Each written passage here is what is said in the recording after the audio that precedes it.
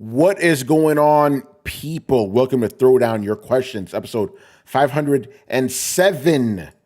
I'm your host, Tony Polanco, and tonight I'm joined by Emilio Lopez. Sup, people? How's it going? Carlos Romero. Yo, yo, yo. And Richard Bailey Jr. What's up, everybody? All right, we got a four-man crew as of the moment. Chris will join us later, he says. Brett will not join us. And Brian, who knows? He may show up, he may not show up. We shall see about that. So you're stuck with the four of us for now. Before we start, we'll give a quick shout out to Barry Burton. We were just talking about you, man. I see that you made it to Comic-Con this year. I didn't. I was about that life. I didn't go. You know, neither did Manny. This is actually the first time. Not by choice. Yeah, not by choice. Yeah, this is the first time I haven't been to Comic-Con. I think the last time I didn't go to Comic-Con was like 2008, and that was because I had this fucking foot infection of all things, and I couldn't go. But yeah, since like 2008, I've gone every single year. But this year, here's the thing: I've had diminishing returns for years now.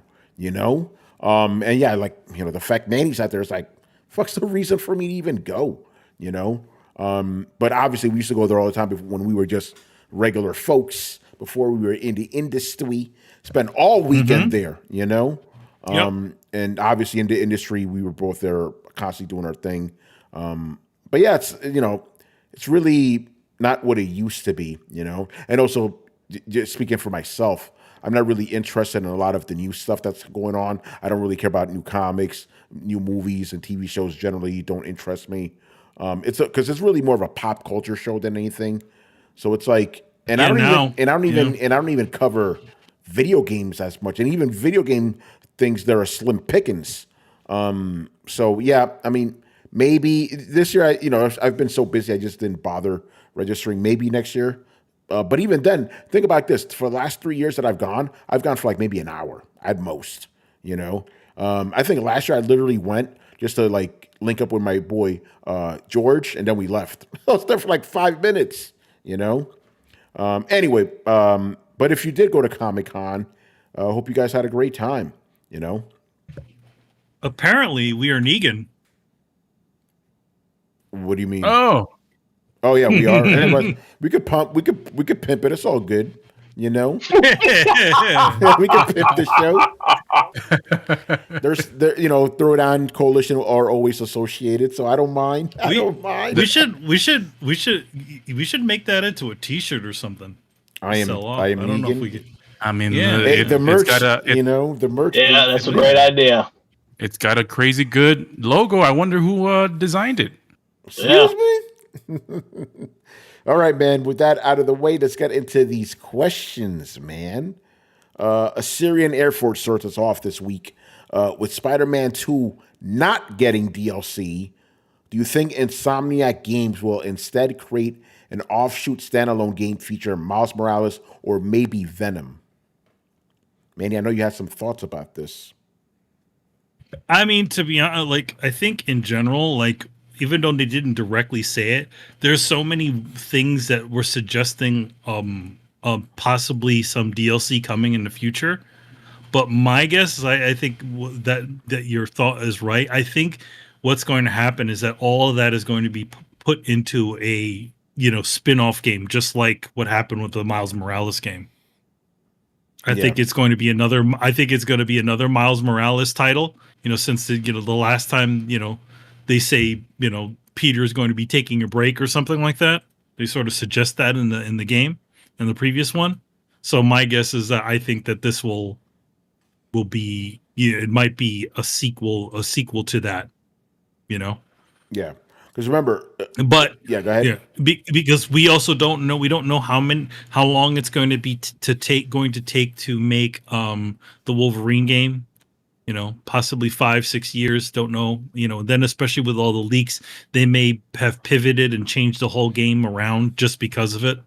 Yeah, and I think that's a great point. It's like, yeah, even though I think they have a claimed date of 2025, they probably won't hit that. And having a like 5-hour standalone game like the Miles Morales game could be a nice stopgap. So this is just us speculating. Obviously, we don't know, but we do know for a fact Insomniac officially said no DLC for the game. So maybe, and this is where I'm just putting my 2 cents in, maybe they're like, we're not going to have DLC because we want to have a standalone small game instead to give us buffer for Wolverine.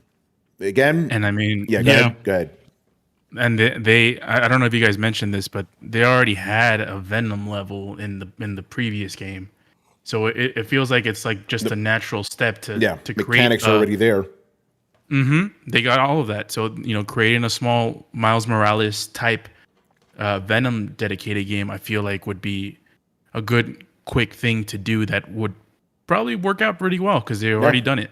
Yeah, no, I 100% agree. So that's what I think is going on here. Rich, what are your thoughts, bro, on the fact that they announced no DLC and then the possibility of a standalone game instead? Because remember, standalone is not DLC technically. So they could be not wrong about that,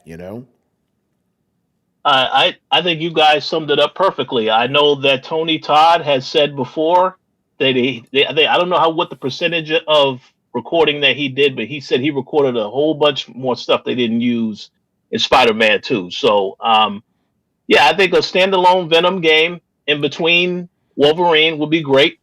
We know Spider-Man 3 ain't coming for a long time. So, and if Wolverine is indeed 2026, then they'll probably have something like this drop sometime next year. Yeah, that's what I think is going on.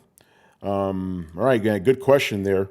I didn't see it, by the way. I didn't see the reactions on Twitter to this. I don't know if it was positive or negative. Rich, I know you have your pulse to the heartbeat of the gaming industry. So, how did people react to this news? Because it happened during the weekend. The announcement. Oh yeah. Well. There was some complaints about it coming to PC. You already know that was going to be a complaint. And yes, a lot of people didn't like the fact that there is no DLC coming, but obviously these people must not know how Insomniac operates, the fact that they have standalone games that they create. So I think they'll be happy next year. And again, remember what Sony told us. We have no major games dropping this year for first party. So next year, I think they can definitely have something dropping because the other studios, whatever they're working on, I have no idea when any of that stuff is going to come out. So, but this makes sense. Yeah. Again, it wouldn't surprise me if we do get a Spider-Man standalone next year. They could have been working on it this entire time without telling anybody, So I'm not saying it's going to happen. I'm just saying I wouldn't be surprised if it does, Kishak goes, I thought people hated Spider-Man 2, so why would they be upset over no DLC? Spider-Man 2 was like one of the best-selling games of that year, so I don't know who those haters are, Yeah, I don't know. I mean, there might have been haters, but the game just still did well. Didn't they announce they sold like 10 million copies? That's a lot of love there, And the critics were really positive about unanimous the game, praise. We liked it here on Throwdown. So I don't know who these haters would be unless they're Xbox, Salty didn't get the game. By the way, speaking about Xbox, leads us to our next question. Segway Kings. All right. How well will Black Ops 6 sell since it's on Game Pass? Will it drive up Game Pass subscriptions or hurt sales? Again, this is the eternal question. I've been asking this for a while now. I would imagine that since it's on Game Pass, that physical sales may go down. On Xbox, at least, right? For PlayStation, you may still get because there's 2 ways to come at this.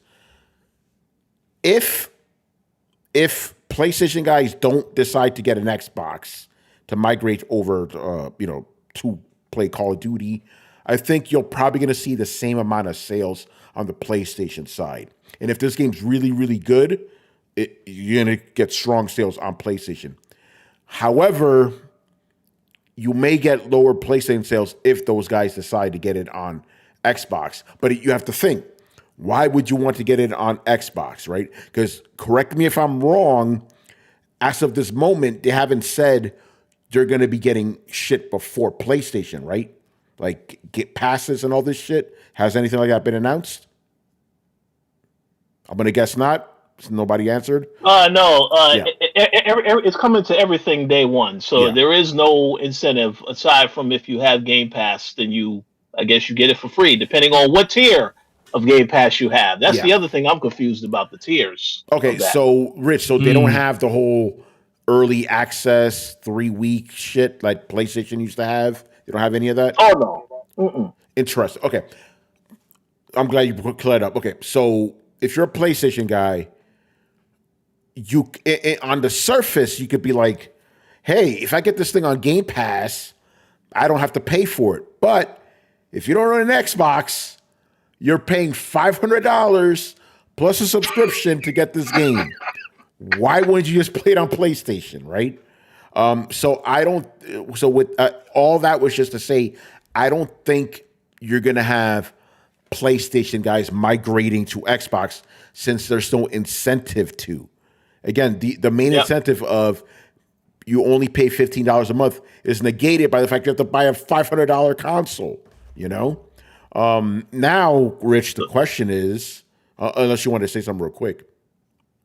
Oh no, continue. I have a prediction as to what's going to happen. Okay. Continue. Ooh, okay. Keep that in the bag. Andre, what's going on, brother? And remember, I will have you on Thursday, sir. Okay, Xbox side. This is where it gets interesting, right?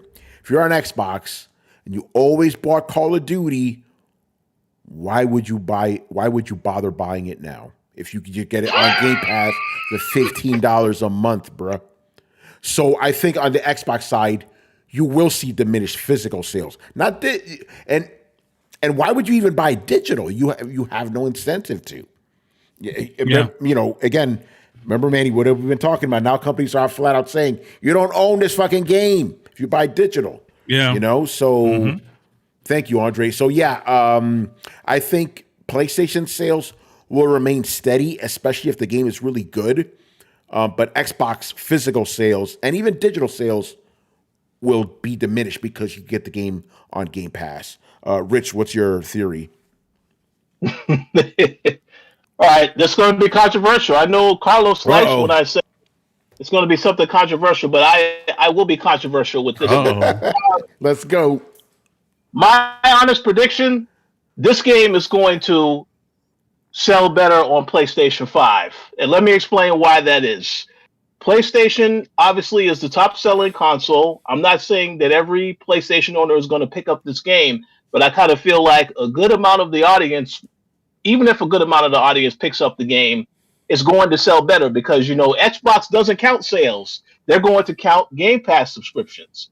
So it definitely will do well on as far as Game Pass is concerned on Xbox, because a lot of people are going to be like, oh, well, I'll just download this off of Game Pass. But in terms of the physical sales, I think PlayStation 5, it can definitely sell better on that platform.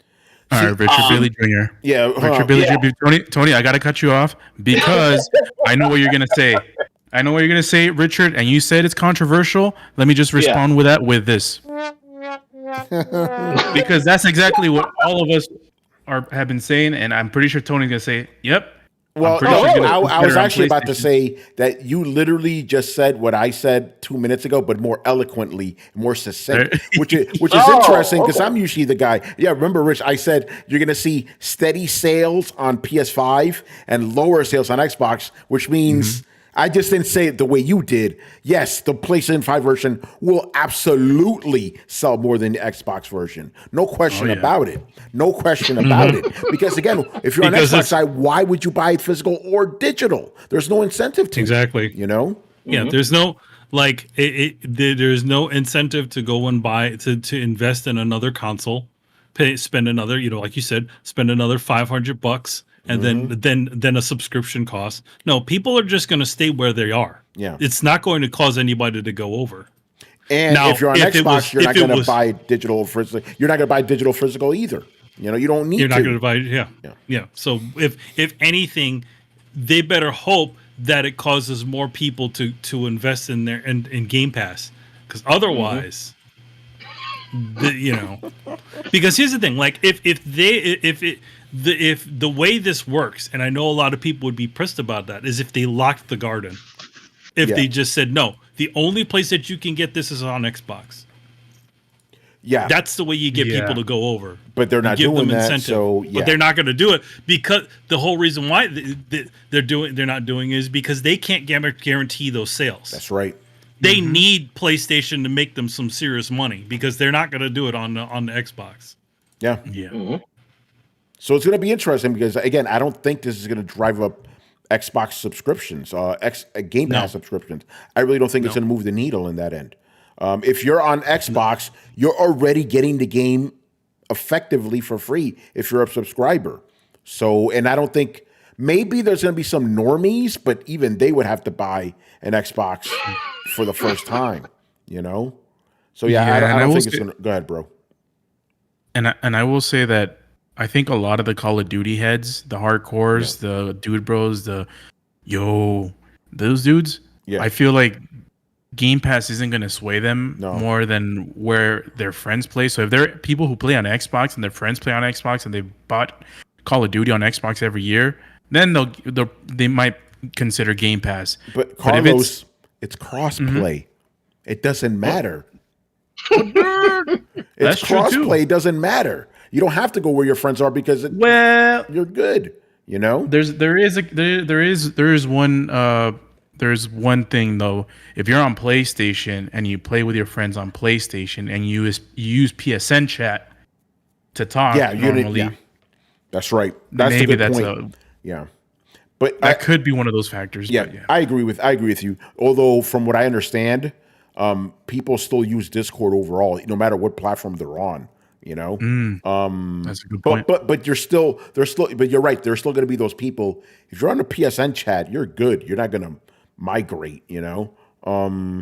Great point. Yeah. But overall, yes, Rich, we all agree with your controversial statement. We're all controversial. Yeah, we're all controversial tonight. All right, man. Good stuff there. Moving on. Cuban boss, what's going on, brother? First question of the night. Part of the EU deal for Microsoft to be able to acquire Activision was that Microsoft was selling cloud gaming distribution rights of Call of Duty to Ubisoft. Has that deal fallen through? All I keep seeing are xCloud or Xbox Game Pass ads, though I will admit it would be weird to see Ubisoft's logo next to a Call of Duty game. Okay, I had to look this up because I honestly didn't know, because if you haven't been watching Throwdown for since we covered all this, I'm not really interested in it. I don't care. But I looked it up. No, the deal went as stated. Ubisoft will distribute like Xbox games or Bethesda games through the cloud, but it seems as the King games, which is interesting. So I want to read this real quick, because I want to really just be sure we hold this. Shout out to Windows Central here. Who wrote this? Oh, my man Samuel. What's up, bro? Yeah, that's a good guy, man. Good guy. What you need to know: Call of Duty Black Ops 6 will be available day one on Xbox Cloud Gaming when it launches on October 25th.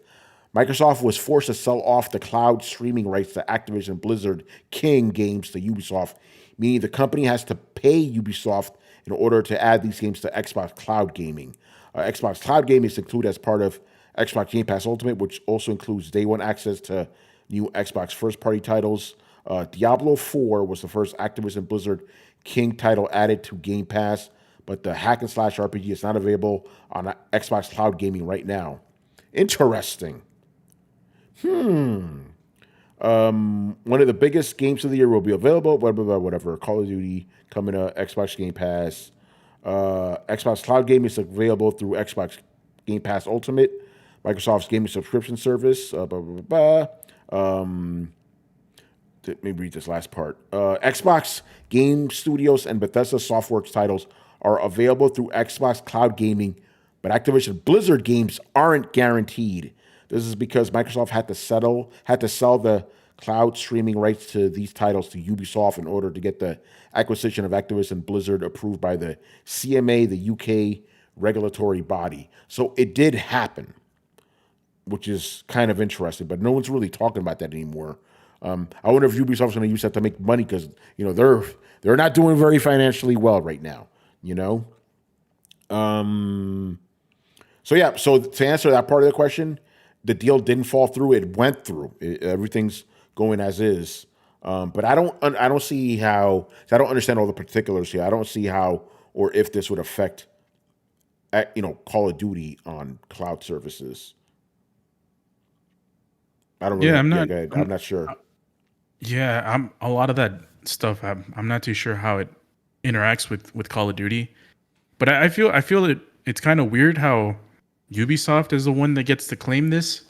Yeah, I don't get that. But apparently it was part of, they needed to sell it to them in order to get the deal through because remember the whole deal was they thought Xbox was going to have a monopoly over streaming, So they were like, yo, Ubisoft, you want a piece of this, bro?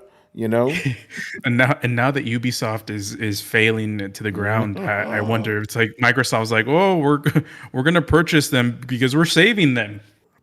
Oh, shit. Now back to ground zero. Yeah, Jay Shep ain't going to be happy to hear that. Oh, Jay Shep is going to be livid. He's going to be investigating again, And Adam's gonna be texting us all of the court hearing things. Oh man, but yeah, we'll see how this all pans out. But yeah, as of right now, I guess this is for the EU, right? It's not for America. Yeah, it's just the EU. Yeah. Right now, the deal went through. It didn't fall through. It went through. All right, man. Next question here. This one's off topic. I mean, the rest of these aren't really. The rest of these questions are kind of random, but we like random. What are some gaming announcements that could excite you and deflate you right after? Example, Sega announces Virtua Fighter 6, but it has outsourced development to Grove Street Games. Yo, what was it? There was one announcement this year. It was either this Dragon year Age. Was it Dragon Age where I was like, oh shit, it's like, oh, what the fuck? I think it was Dragon Age. I think so, but yeah, there was. I know that's a good candidate. Where it's like the shit gets announced, it's like, whoa, shit, this is crazy, and then womp. I remember I said this. It must have. Did we live stream that by any chance? Yes. Okay, yeah, because I know it was during a live stream where I remember saying this exact line. I said, I have never gotten so hard and so flaccid in the space of 10 seconds. But yeah, that's a big one right there. Dragon Age, and then you saw that reveal trailer, that Fortnite ass looking shit. And there was I know there was another one too where it's like they announced it. Actually, But here's the key. Oh, go ahead, Rich. Go ahead. I was going to say, I think I know what other one you're referring to when they announced the Batman Arkham game and said, oh no, this is a MetaQuest VR game. Yeah, that's a good candidate right there. And Rich, what's always a perpetual good candidate? When they announce a franchise you've been waiting for forever, followed by coming to mobile. Womp, womp, womp, womp. Remember, Tony. Yeah, go ahead. I know what you're going to say. Yeah, hold on. Want at 3? All right, on 3. 1, 2, 3. God of War. Cell. Yeah, it's Splinter Cell. Oh, no. Yeah. No.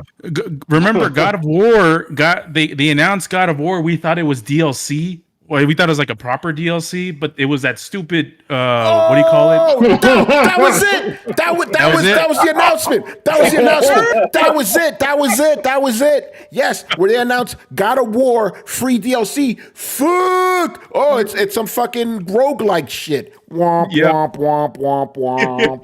That was the Game Awards, and we did live stream that shit. But the reason I bring up Splinter Cell because that happened one year, Rich. Remember, we were both at E3 for that one. EA, Manny, you were there too. They were like, new Splinter Cell coming. Fuck! Coming to mobile. Motherfuckers. My ass got burnt in the sun for that announcement, man. Shit. That was a funny story, by the way, because Ubisoft was having their presentation outside. So I get myself in a nice shaded area for getting Tony, the sun moves, bro. My ass got cooked, But yeah, thank you for reminding me, Rich. That was the biggest. That was insane. Because think about it. God of War Ragnarok, free DLC, available today. Fuck!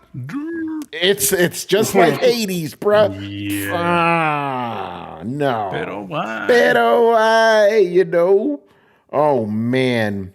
But the question is more hypothetical. Yeah. I would stick with Virtua Fighter 6 for a while. Virtua Fighter 6 mobile. Fuck, that would piss me off. Or worse, Virtua Fighter 6, because this has happened too. Metal Gear Solid 3 remake. Oh shit, coming to pachinko machines. You motherfuckers. So imagine do that shit with Virtua Fighter 6 pachinko. And listen, they pulled that. Okay, here's some fun facts. Fucking SNK pulled that same shit with King of Fighters. A brand new King of Fighters game was only available in the pachinko machine. It had a brand new story and everything. It's like, what the fuck are we doing? But that would piss me off. What about you, Manny? What would simultaneously get you hyped and then like deflated?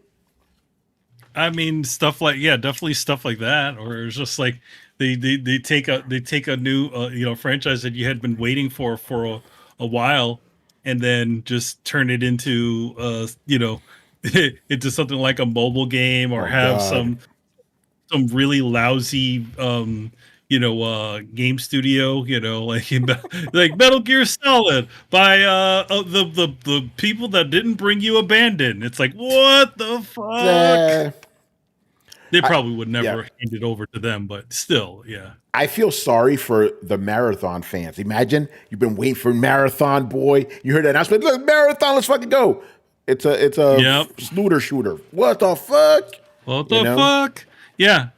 Especially when I guess it's been so many years. So many like all the Marathon fans are all old now. Yeah. So it's that like one guy still waiting. I mean, it was great for the time. Unfortunately, Yeah. They let time go by so much. Yeah. I never even heard of that game because I was not a PC player. I mean, it was even more. It was more of a it was actually a Mac developed game. Oh, so that worse. was the big thing about it. It was because it was something that was on the par of System Shock, but it was made specifically for Mac. Yeah, okay, that explains it all. Because again, I know about System Shock and Deus Ex and Thief on PC. Even though I wasn't a PC gamer, but obviously I didn't know any Mac gamers growing up. The only person I knew who had a Mac was Rachel, our friend Rachel. Anyway, any other hypothetical announcements that could get you simultaneously hyped and then demoralized? Yeah, I was thinking about Cuphead. If they announce Cuphead, but it's actually just like generated like any other game, like Cuphead was drawn. Oh, you like 3D and shit. It was just a 3D generated game on Unreal or something like that. It's like you're just using Cuphead, and it feels like it'll feel like you're the life of the soul of the franchise is just taken away. Yeah. What about you, Rich? Any others hypothetical ones? I was going to say Splinter Cell because but they've already done that. We've already experienced that announcement. So yeah, I have to think about that. Yeah. All right, it's good enough. Oh, there's Chris. Oh, there go Chris. Hey, Chris. I'll wait for him to say something. I'll answer for Chris in the meantime. Yeah, by the way, Kish, I got a good one. A Bloodborne remake coming to mobile. Oh, or VR. There you go. No, VR even worse. VR, yeah. Can you hear me now? Yeah, we hear you now, man. No, we were just asking. The question was, what kind of announcement could get you simultaneously excited 1 second and then completely deflated the other? And one of the best examples Rich brought up was like when we heard about the free God of War Ragnarok DLC, we were all hyped, and then it's like, oh, it's a roguelike. It's like, fuck, man. or Chris, or one of our personal favorites one day when Ubisoft finally has a new Splinter Cell coming to mobile. Like, oh, fucking shit. I felt that way about Metal Gear Acid. I didn't know what it was, and I was like, oh, it's a new Metal Gear game. They're like, it's a card battle game, and I was like, that's not what I want, man. And Chris, another example I brought was like Metal Gear Solid 3 running on the Fox engine coming to pachinko machines. Like, Yeah. So what would be one for you that would just completely get you hyped and then deflate you? Like a real example or just a hypothetical? Man, shit. I guess I love, let's say they put out Resident Evil 9 now, but I would say if they do not follow what they set up at the end of the main game, not the DLC, the main game, if there's no Chris Redfield in that game, that is a huge fail. They set up something in there that I'm like, you have to follow through on this. Like you have to commit to this line of action that you set up. This guy wants blood, and then if they drop that ball and it's like a new character or whatever, I'll be like, what the fuck is this? Yeah. Kishak asked, does anybody remember Metal Gear Survive? Me and Carlos wish we could forget. Oh, I tried the demo too. All three of us. Then we streamed that shit. We streamed it. Yeah, we streamed terrible. That video's still up on the channel too on our YouTube. terrible game. Didn't Manny play with us also? Or was he? I played a demo of it. I think it was just us three. Yeah, we were just playing the demo. We didn't play the actual game. The demo was all we needed. Yeah, that's all. Yeah, that was bad. We just need it was just confirmation, Yeah. All right, good stuff. All right, moving on. Next question. This one's a sponsored question. Drunken Demon, who's a great guy, fantastic accent. He's sponsoring one of Cuban Boss's extra questions. Star Citizen just had its CitizenCon event. In it, they showed Squadron 42, and people online were really excited about the presentation, especially at the 50-minute mark where they showed actual gameplay. My question is, do gamers have short-term memory, or is this not one of the biggest scams in gaming? How does this game even get a whole convention show? Yeah, this is the biggest scam in gaming, absolutely. The biggest grift, if you will. These guys are making more money keeping the shit in development than they are actually releasing the game. They've made a shit ton of money. And Manny, they made so much money they could afford a fucking convention. Exactly. So it's like you guys paid for this. Yeah. I mean, as long as they keep everybody abreast with builds and stuff like that, and and other things like that, I guess it keeps it going. There's no, I mean, that's the one thing difference between something like some of those Kickstarter things. Once they get their funding, there's no real significant updates, right? Yeah. These guys are specifically updating things in the game, and people are seeing where it's going. So I guess that's how you keep it going, huh? You keep the money flowing.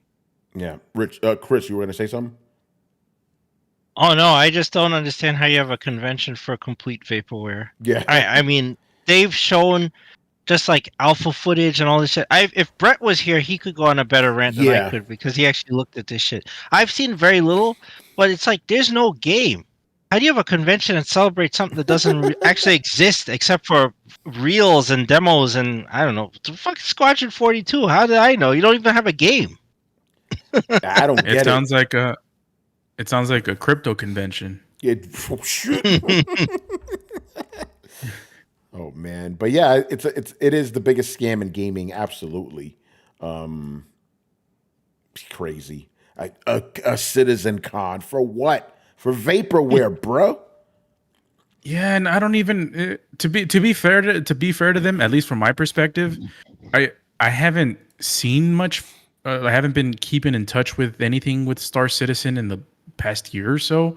So I don't know how much they've done. Like I know back, a couple of years ago, people would post videos of them, playing whatever the hell build, like Chris mentioned, they had available, and it's like it was expansive, but like it felt like you were playing a huge, large tech demo, not an actual game. So I don't know how much they've advanced, but it's crazy how it's been sustaining itself with just this.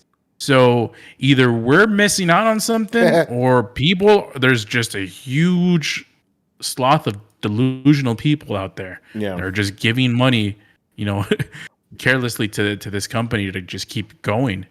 I don't know. It could be either way, but yeah, it's just crazy how Star Citizen is probably older than Throwdown is at this point. Yeah, and we still haven't gotten an actual game. It's insane. By the way, Kishak says they had a live demo that crashed during the event. No. And people are still fucking funding this shit. By the way, what did you call them? Carl, you said a bunch of delusional people. I think it's a very generous. Yeah. That's a very generous term for these folks.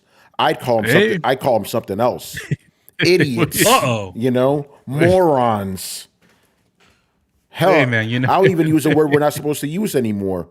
Retarded. You know. Demonetize us, YouTube. There you go. It's fucking insane. Oh no. It's insane, bro. Yeah, I mean, if someone, hopefully someone that's listening to Throwdown is in this community. That's what they should have called it. I hope someone that's in the know of this can enlighten me, because I really wish I could, because this is one hell of a fucking Ponzi scheme from at least from our perspective. It looks like. I said it's a grift con. Just call it grift con. I think your analogy of this being like a cryptocurrency convention is spot on, bro. You know, because it's vaporware. It's like it's still it's something that's being promised to people, and it's just, you know, at least crypto you can sell it right away, and you know, if it goes up in price, you can sell it right away. But most of the time, it just goes down, and you know, for different types of things. And Star Citizen is just something that has been promised for such a long time, and it just hasn't been there. And it's been over a decade, I feel like. Oh yeah, no, right? It has. Kishai says GTA 6 will release before Star Citizen. Yeah. Yes. Oh yeah. Oh, absolutely. Definitely. That's not even controversial. That's a fact. That's a factual fact. That's Richard Bailey controversial. That's exactly. You know. Yeah. So, Rich, what do you think about this grift con, as I like to call it? I was surprised that this project still exists. I mean, it never released. Anytime I heard about it, this is still in development. So, very surprising to know it has that much fans behind it, but very interesting. You know, Hassan's looking at this shit pissed. Like, man, they beat me at my own game. You know, because they're at least able to monetize their scam, unlike him. You know. Oh yeah. Yeah. Feels like Duke Nukem took too long. Yeah, Duke Nukem took less time than this shit. You know. That's true. Crazy. Yo, Deep Down will come out before. Really shit. Oh man. Citizen Con. You gotta be fucking kidding me. More power to him. Where the hell was this shit held? Let me look this up. Citizen Con 2024. Was there a 2023? Maybe. They even had a ship there too. They had a replica ship and like the whole thing. They did like a whole walk-in and everything. It looks like it's inside of like a hangar. It was in the UK. Maybe that's where Brian is right now. You know. I love that. It makes sense why Brian wants to leave. Yeah. I'm at Citicon. And apparently they're delaying next year's till 2026. For the fucking grift, bro. What a grift. All right, man. Yeah, this is all, Tony, you said a whole bunch of words that you thought it was. I think this is a more accurate. Well, we'll see. I'm not the whole knowledge base of this, but this is sounding cultish. Man, you are not you wrong hit that about nail that. on the head. Yeah, I think that's what it really is. I was gonna say it's like feels like a religion. It's like Scientology for Star Citizen. Yeah, because even a stupid person couldn't keep going on like this. But if you're if this is like your religion, you have that conviction, then you'll believe. You know. Yep. But yeah. Well, I mean, they keep serving up they keep serving them little meals, so yeah. So they seem to be satisfied with the hors d'oeuvres. So yeah, they had it in Manny's favorite city, Manchester. So there you go. Manchester, England. Manchester. I want to go watch it. I want to go watch a Premier League game. Oh man. All right. Moving on. Kiss Shack. Got a couple questions from him, and obviously shout out to him who's been hanging out with us all night. All right. First up, both of these questions are controversial, by the way. I wish Brian was here for these, but we can answer them just as well. Do you guys feel that achievements on PC like Steam, Uplay, Origin, etc., don't feel as rewarding or good compared to consoles? They feel really bland when you get them. Also, anyone on PC can easily hack in achievements like Steam, for example, where there is an achievement unlocker. I haven't seen anyone out in the real world bragging about Steam levels or Steam achievements compared to Platinum trophies or Xbox achievements. Why is that? This is okay. We've spoken about this many times.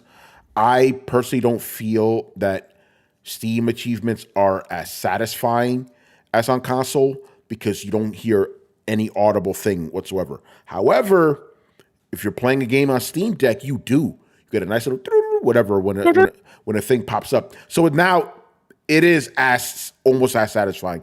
I say almost as satisfying. Okay, I would say it's just as satisfying unlocking a Steam achievement as it is an Xbox achievement, but still not as satisfying as a PlayStation trophy. Because with PlayStation trophies, you know what you're going to be getting at the end of that road. You know, you ain't getting no platinum. You get that platinum. By the way, your boy got a platinum today, son. Let's go. Oh, I got a platinum for where you get that in? Yeah, I got a Marvel vs. Capcom collections. Oh, nice. And obviously, we all, whoever played it, got the Astrobot platinum. And the next one on my deck is Street Fighter 6. I'm very close to it. And if I'm really dedicated and I got to go back to it, Stellar Blade platinum.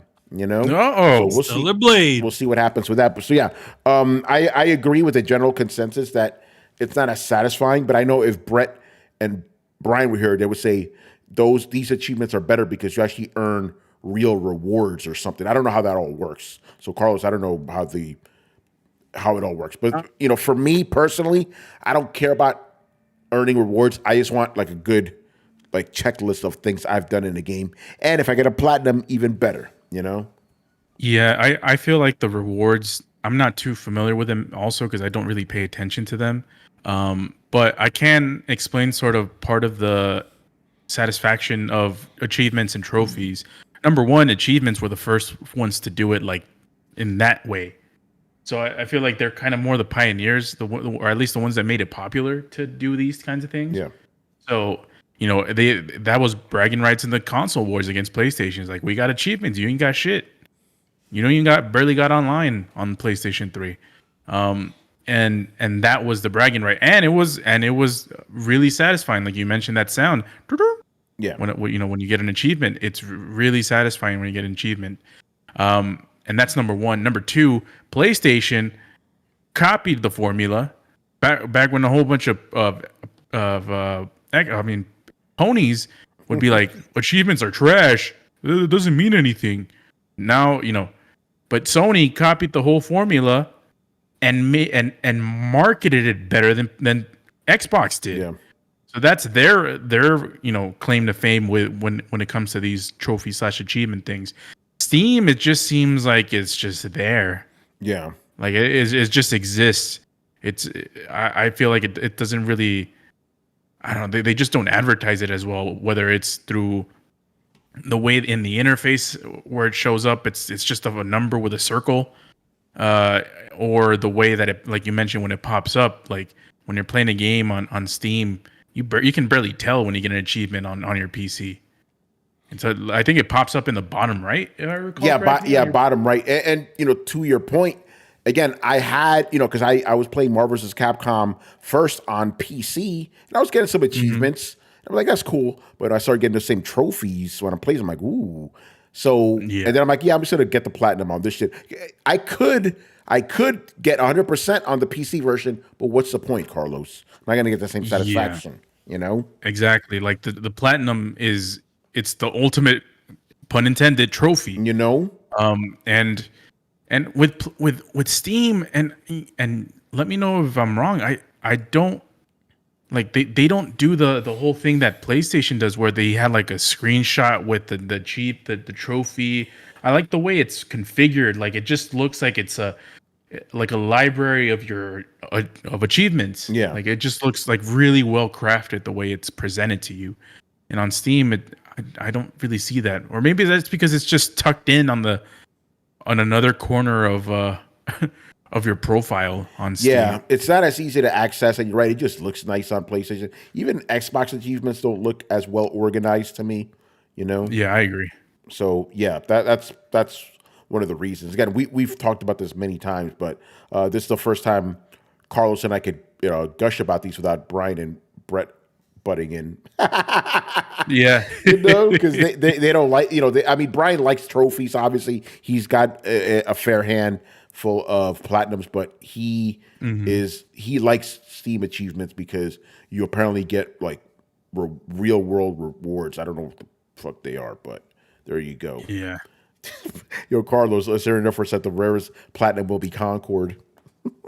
Oh, dude. I don't think anybody got that platinum. I mean, if there are people that have that platinum, they're it's rare to go to space than to do what you just did. Yes, that's true. Yeah, more people have been in space than that. Oh man.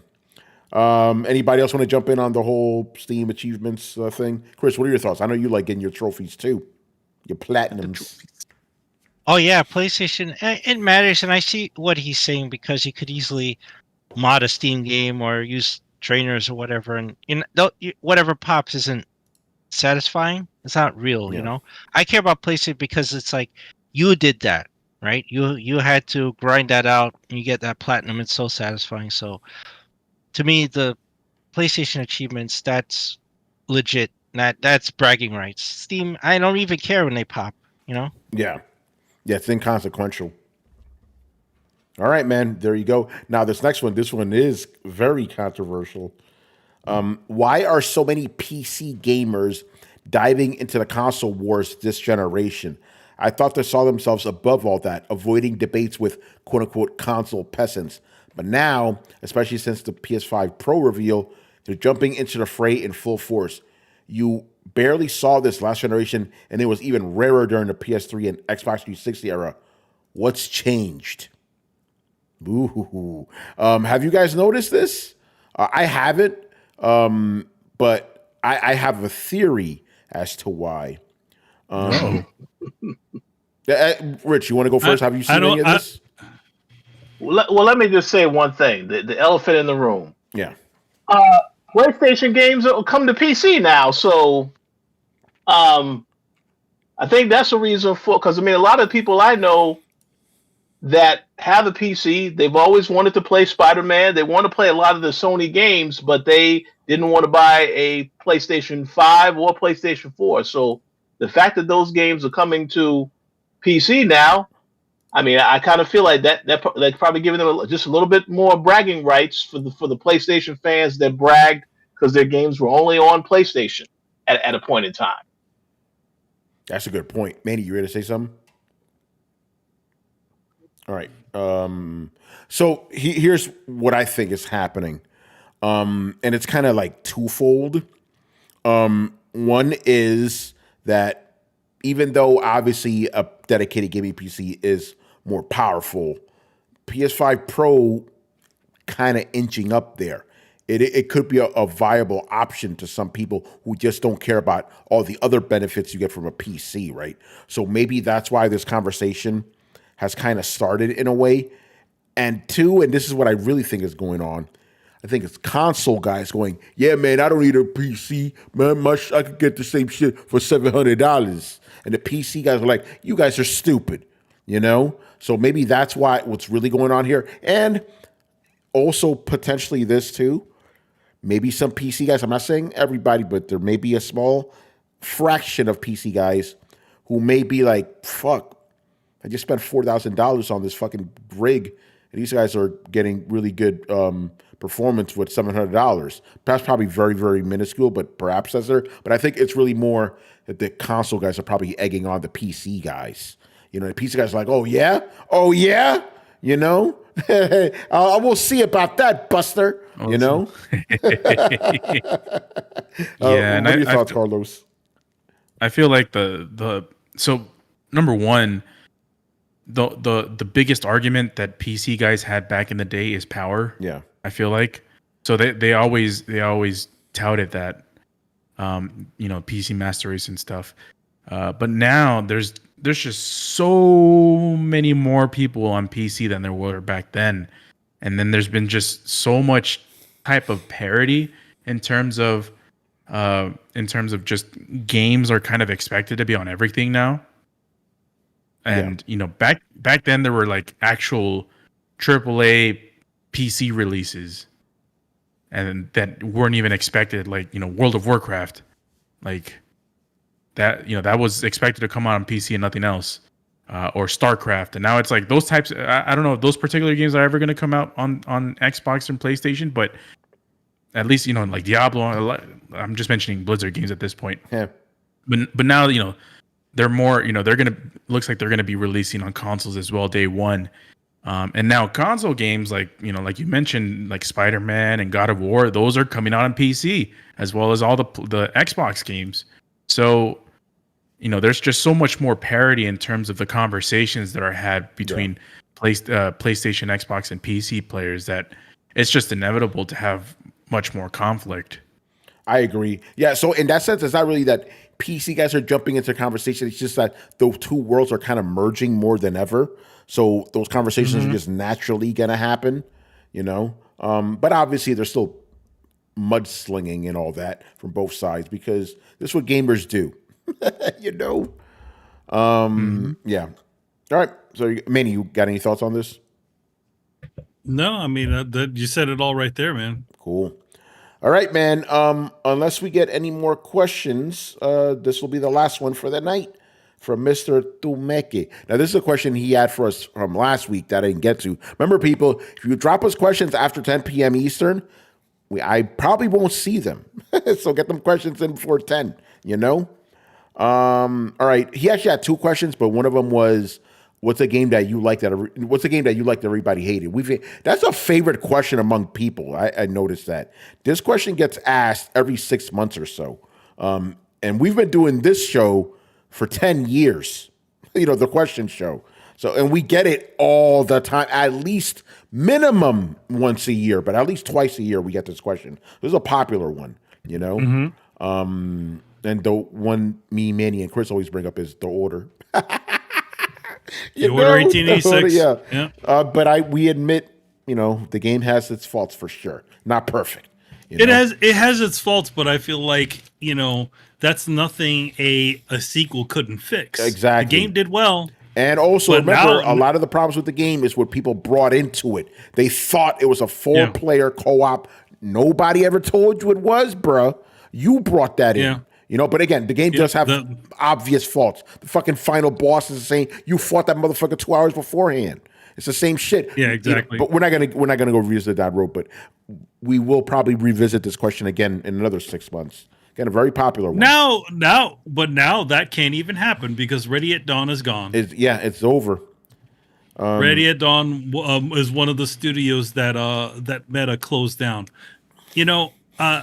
It's unfortunate because it's like they were legit a really good company that made some really cool games, but once they made that VR game and then Meta / Facebook saw them and just essentially started throwing money at them, I don't see a lot of these studios sticking around. I don't like right now. You're seeing news about the new Arkham VR game. I'm guessing. No matter how good that game is, that Camouflage made, I don't think that Camouflage is going to be long for this as a studio very much longer, just because of the way VR is. Yeah, I agree. Yeah, we know they made Chains of Olympus and Ghost of Sparta, great games. Yeah, and the Daxter game, and I think they did the Agent Clank game as well. So they had some really good titles. Order 1886 was like their chance at doing a big title. Yeah. All right, man. asked for the main question here. Hearing that Tony has reignited his love for fighting games, does anyone else have a similar experience where a game genre system has reignited their love for a game type or gaming in general?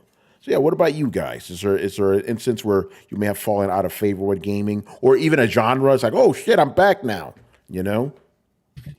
I can't say I've fallen out of favor of a genre, but like I would have to say when we played Streets of Rage 4 again, it reminded me it was a good time. It was nice to play that sort of game again, you know, the sort of beat 'em up that we sort of grew up on.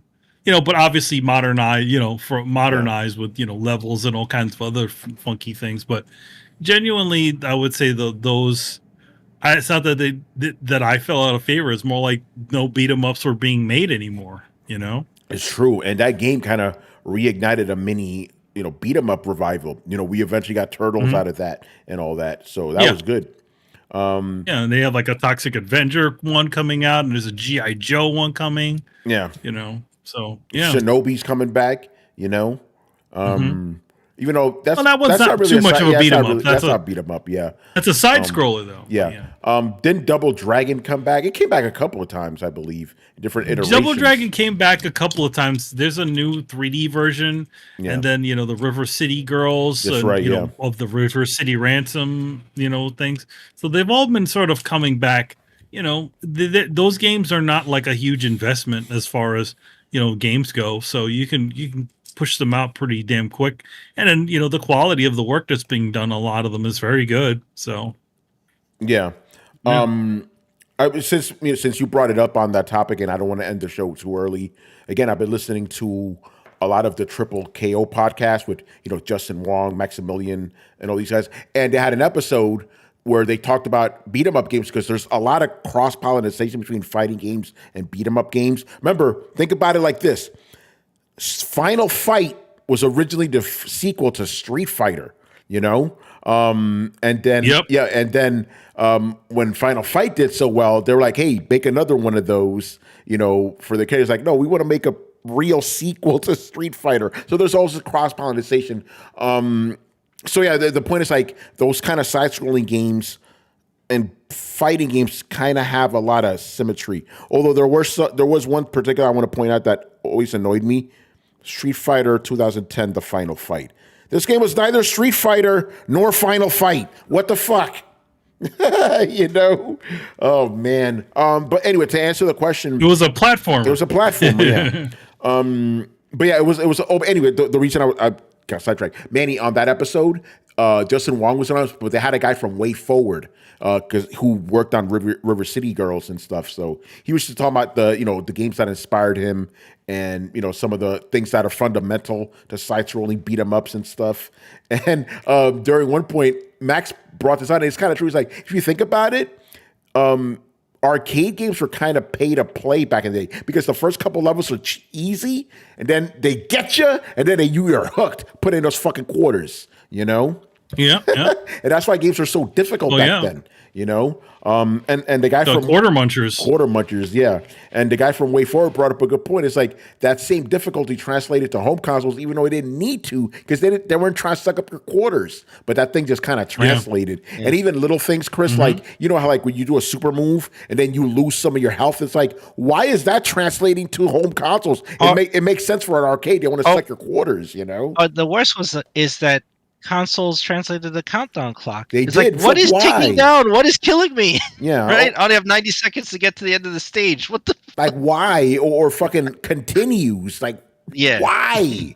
They eventually got rid of all that shit, obviously. But, you know, now we're actually able to beat those old side-scrolling games that we couldn't beat before, you know? Punisher, for example, that's on the Marvel vs. Capcom collection. Infinite continues. You're good. You know, It's crazy. But regarding this question, I'm gonna answer this for Brett, who's not here. He obviously would have told the story better.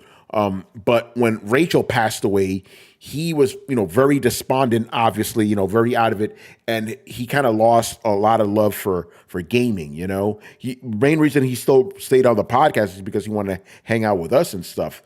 But what brought him back was Legend of Zelda Breath of the Wild for the Switch. That game really reignited his love of video games as a whole, and now he's back to, being, Brett, obviously. So Dumeke, I hope you heard that. There was a time on Throwdown where that game was getting a lot of love. Granted, it was balanced by me hating on it, but still, it was getting some love. Me and Carlos hating on it. Let's be real, Yeah. The punk ass graphics. Go ahead, Carlos. Well, and shout out to Brett. That's a good one. And if you're answering for Brett, then I'll answer for Rich. Yeah. Rich, it's Concord. Rich is right here, though. Whoa. Rich is it's like that, Brett Concord. Carlos is like, for the homies who ain't here. Oh, man. I didn't know this, Rich. That's an interesting story. Carlos is a comedian. Yes. Concord is the game that I discovered. Yes, there is a such thing as disliking a lot of flops, and that was definitely the flop of the year. It's definitely the flop of the year. That game was so awful. Rich may have hated video games for a second. Oh yeah. It definitely.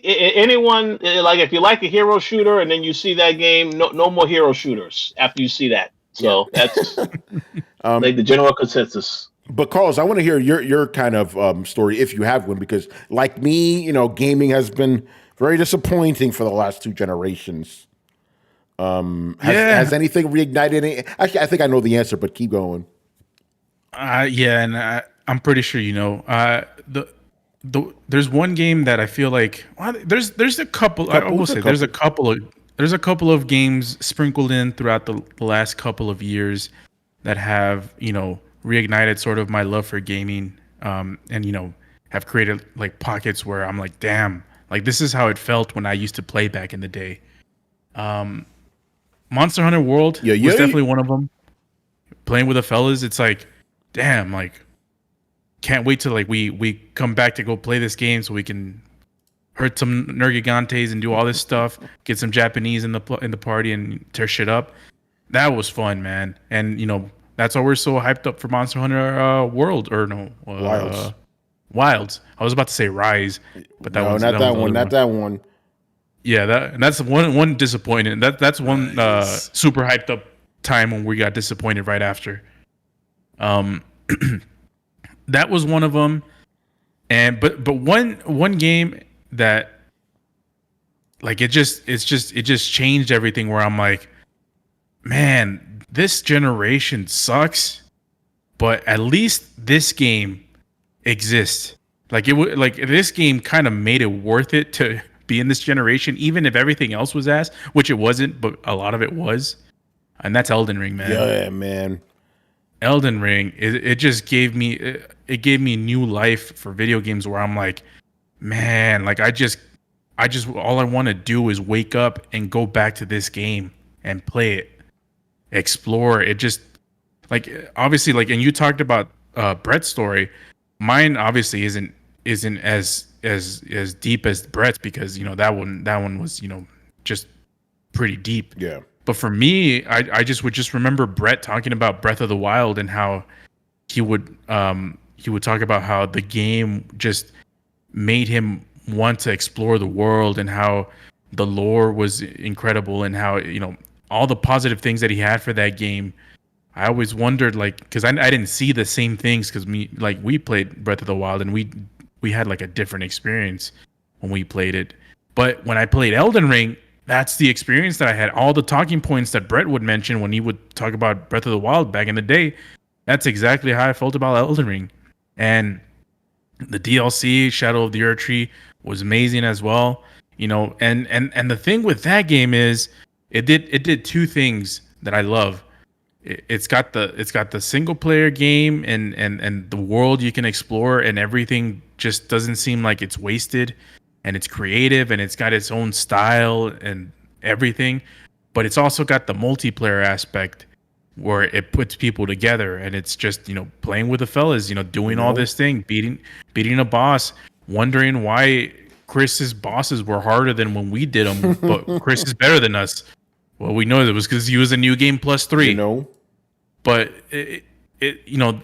that game, it's like I feel like that's the pinnacle of what a perfect game. Like that's a perfect game for me.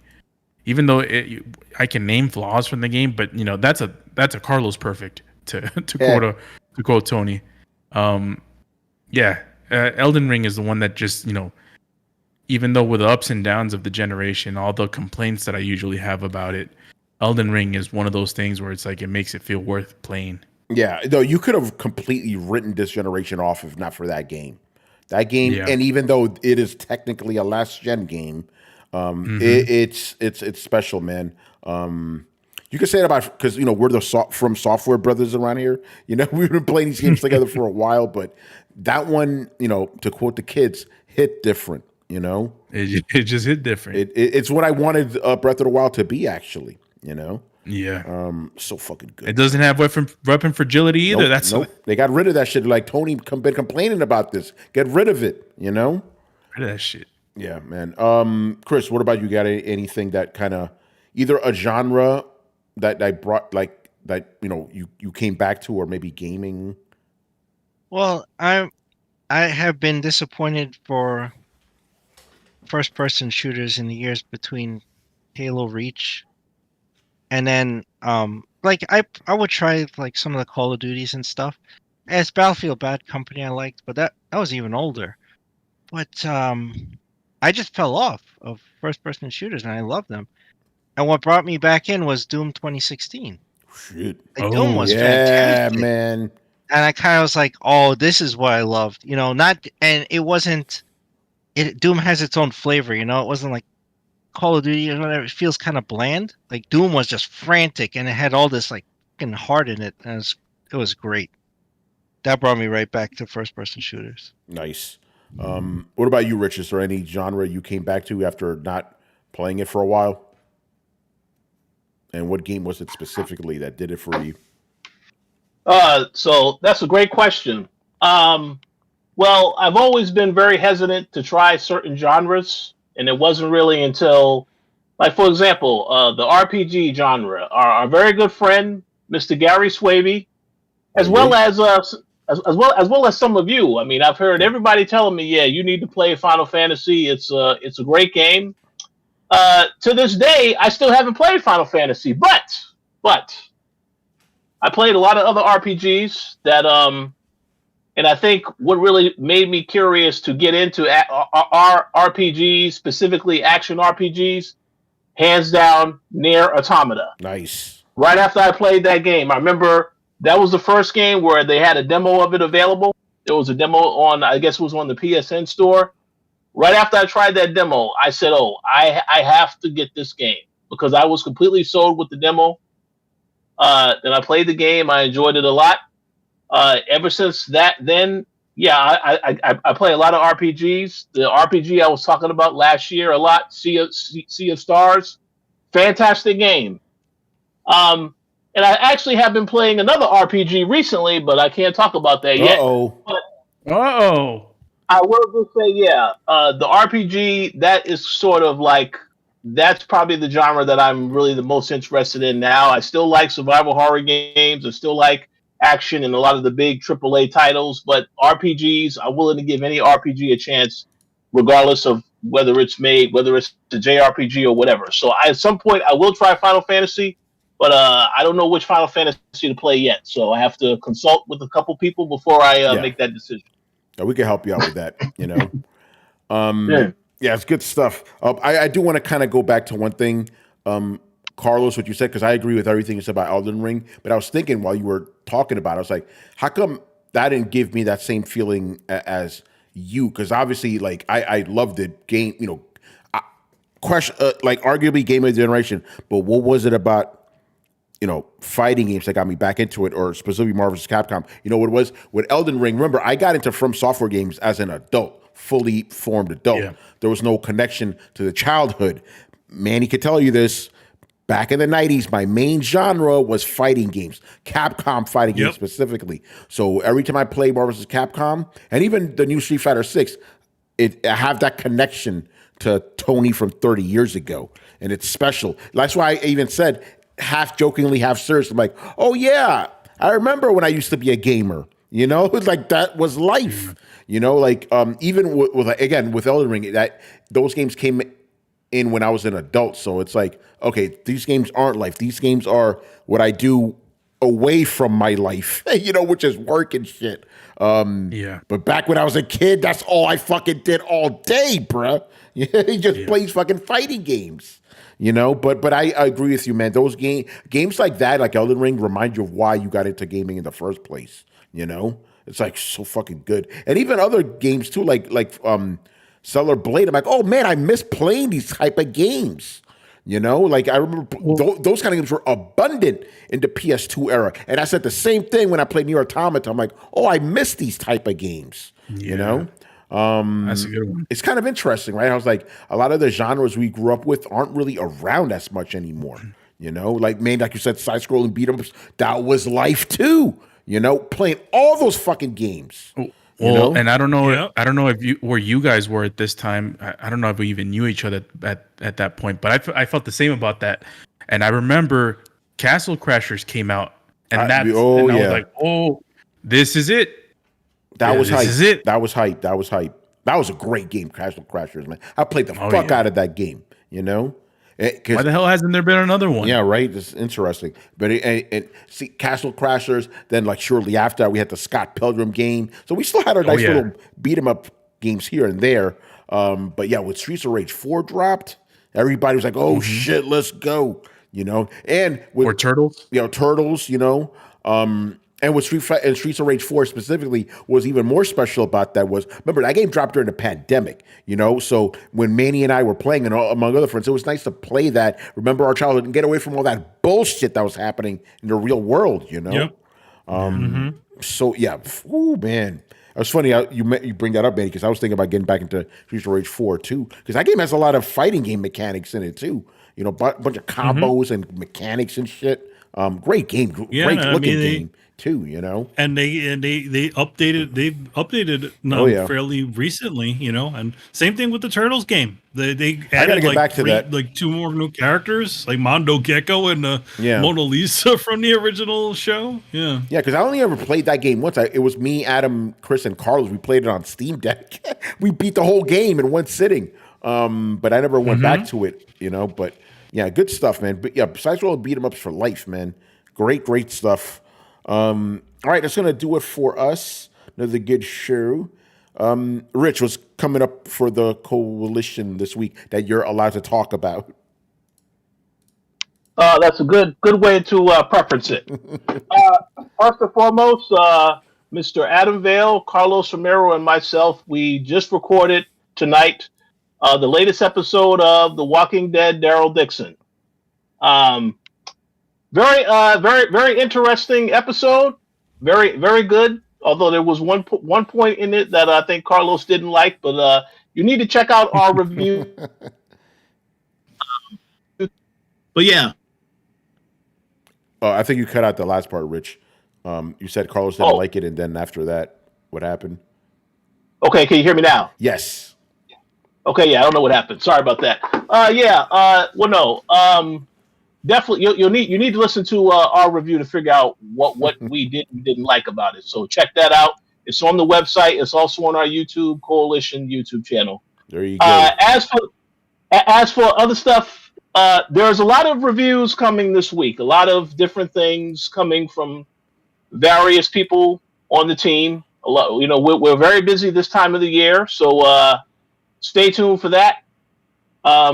What else can I talk about? Oh yeah, lastly, if you want to hear our thoughts on any upcoming movies, you know, we are going to have some other discussions on the Coalition Entertainment channel, but I will say, if you are a horror fan and you've heard of a movie called Smile 2, I would implore you to check out the review discussion I did with Dana this past, a couple of days ago for that movie.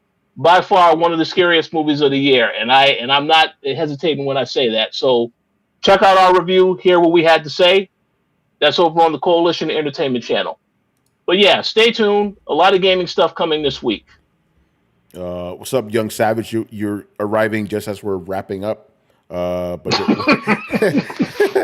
make sure you listen to the rest of the show, man. Rewind it, rewind the tape. Oh, man. All right, we are done here, so make sure you follow Throwdown on Twitch and Twitter. Subscribe to us on YouTube and join the Discord where the conversations and the rumors are always popping. Also, make sure to follow us on your favorite podcast app to listen to us in case you weren't here to join us live. Links to everything down below. Once again, I was your host, Tony Polanco. And tonight I was joined by Emilio Lopez. See you next time. Chris Seeley. Hey, take care, everyone. Carlos Romero. Peace out. And Richard Bailey Jr. Have a good week, everybody. All right, man. We're out. Coming back on Thursday, and we will have Mr. Andre Tipton on to talk about them video games.